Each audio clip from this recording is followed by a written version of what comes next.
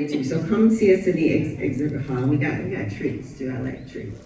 All right, good morning. My name is Brittany. I'm actually actively in the process right now of vetting out a couple of different franchises, and actually have an FDD sitting right here, so this was perfect timing. What items have you seen negotiable in the FDD? And then what are just some quick red flags that you've seen? Okay, is this a newer franchisor? Or? Yeah, they're small. They're not, I wouldn't call them emerging, but they have 50 to 100 locations right now. And this is for one unit or multi-unit? Right now, I'm just looking at one.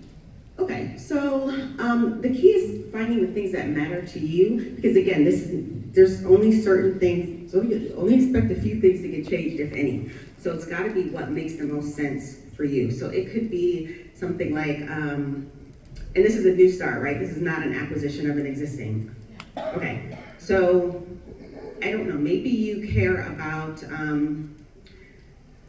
maybe you think that the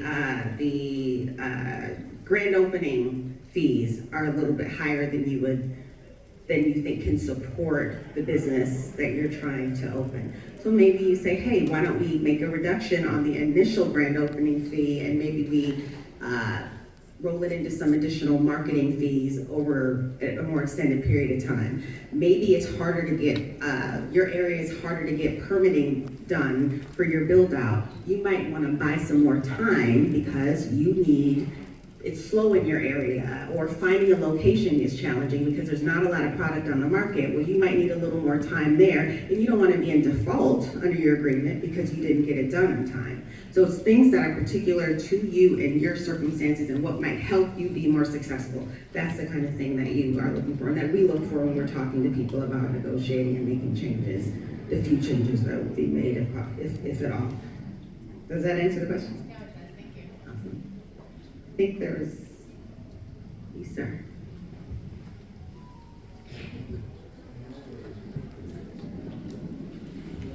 Hi, World Green.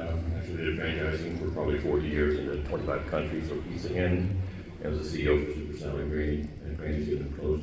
In relation to item 19, a lot of the heavily franchised locations simply, the franchisees won't necessarily share the P&L, so it's hard to get that information.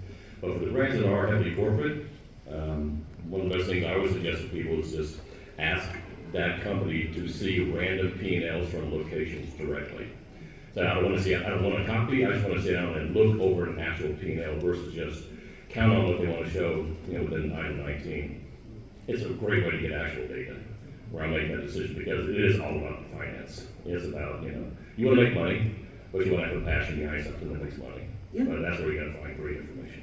I'd agree with that too. And when you're doing an acquisition, of course, you're going to get all that information, and it's nice. You've got real historical data, so I agree with what you said. Thank you. Any other questions before?